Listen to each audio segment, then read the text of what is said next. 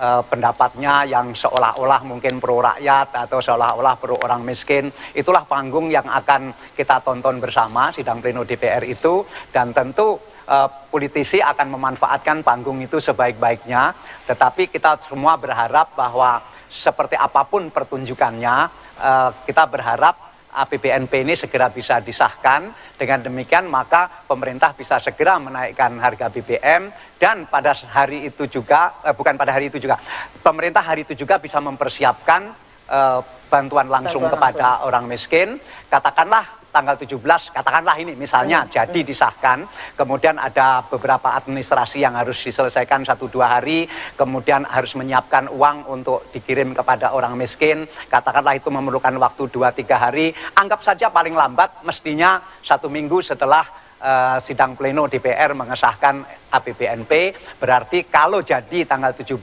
disahkan, katakanlah plus seminggu kemudian mungkin sekitar tanggal 22, 23, 24 begitu. Mekanismenya seperti apa Pak untuk bantuan ke masyarakat ini yang akan digunakan oleh pemerintah Pak Dahlan? Ya, tentu seperti juga tahun-tahun dulu bahwa bantuan itu tunai, kemudian langsung kepada penerimanya, dan dilewatkan kantor pos, dan itu tidak berlangsung selama-lamanya, hanya berlangsung kira-kira 6 bulan, atau nanti kita lihat persetujuan dari DPR nanti bagaimana. Nah Pak, terkait pendistribusian BLSM itu kan melibatkan PT Pos Indonesia. Kita tahu pengalaman yang lalu beberapa kejadian ada insiden di sana.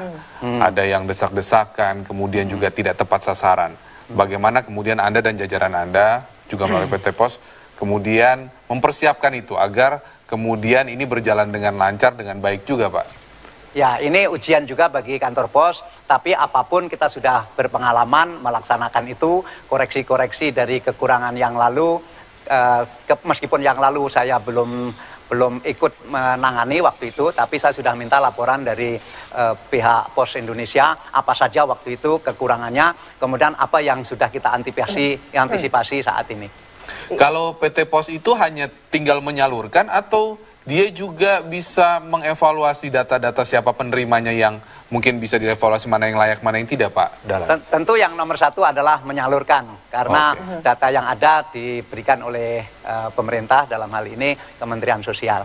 Iya, ya. Pak, berbicara spekulan nih Pak, pasti kan suka ada penumpukan ya Pak ya, ada penimbunan, kita masyarakat menjadi susah untuk mencari bahan bakar.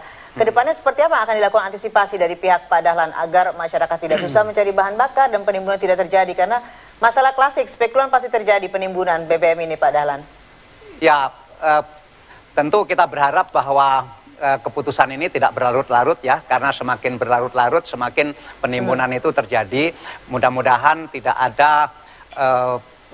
ada pemanfaatan politik yang berlebihan. Ya tentu namanya politik itu kan siasat. Tentu ada partai-partai yang menggunakan panggung kenaikan BBM ini untuk bersiasat, untuk bersilat dan sebagainya.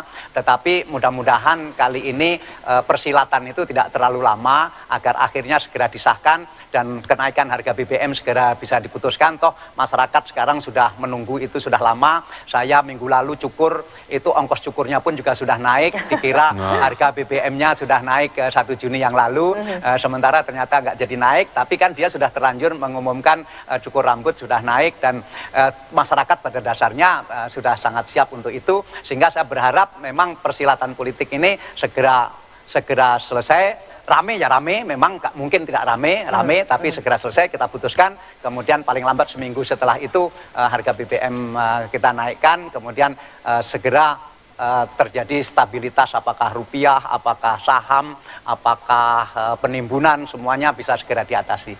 Ya, itu cukur rambut Pak, ini harga sembako sudah naik, pasti membuat masyarakat menjadi teriak. Begitu, yang diinginkan adalah ketegasan dari pemerintah, naik secepatnya atau seperti apa? Karena kalau berlarut-larut semakin banyak terjadi keributan di luar, seperti kemarin di Makassar telah terjadi demo, Pak. Betul itu. Karena itu kita berharap semua bahwa APBNP ini segera disahkan.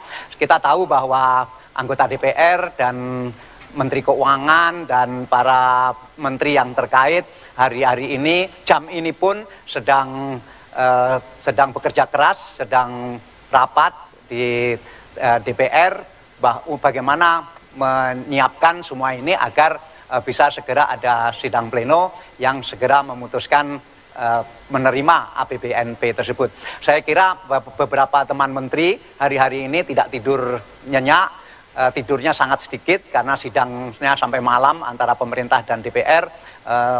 Itu pembicaraannya luar biasa intensif, tarik ulurnya luar biasa keras, tetapi saya percaya bahwa tidak lama lagi akan segera ada kesepakatan dan APBNP diterima, berarti harga BBM bisa segera diputuskan dan kompensasi untuk rakyat miskin, kompensasi untuk beasiswa untuk bagi orang miskin, dan kompensasi untuk keluarga harapan itu bisa segera dilaksanakan.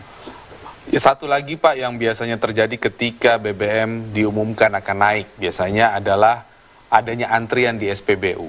Baik orang memborong, baik orang kemudian antri di sana. Apa yang disiapkan oleh Pertamina melalui SPBU-nya untuk mengantisipasi itu, Pak? Pertamina menyiapkan stok yang cukup, tetapi mungkin kali ini tidak seberapa karena kenaikannya kan tidak besar. Pengalaman kita tahun 2005 dulu naiknya kan 100% waktu itu. Dan itulah kenaikan harga BBM yang terbesar. Nah, tetapi sekarang ini kan naiknya sedikit sekali, hanya dari 4.500 ke mungkin 6.500, dan masyarakat sudah lebih siap karena pembicaraan naik tidak ini sudah begitu lama, sehingga mungkin penimbunannya sudah terjadi minggu lalu atau bulan lalu, sehingga kami harapkan nanti antrinya tidak panjang lagi karena mereka sudah punya stok di rumahnya masing-masing. Iya Pak, singkat saja Pak, 6.500 ini angka bayang atau sudah angka real nih Pak? Belum. Mungkin 6.000, mungkin 6.500, kita tunggu pengumumannya. Ya. Baik, ya. Baik, terima kasih Pak Dahlan Iskan atas informasinya kepada kami.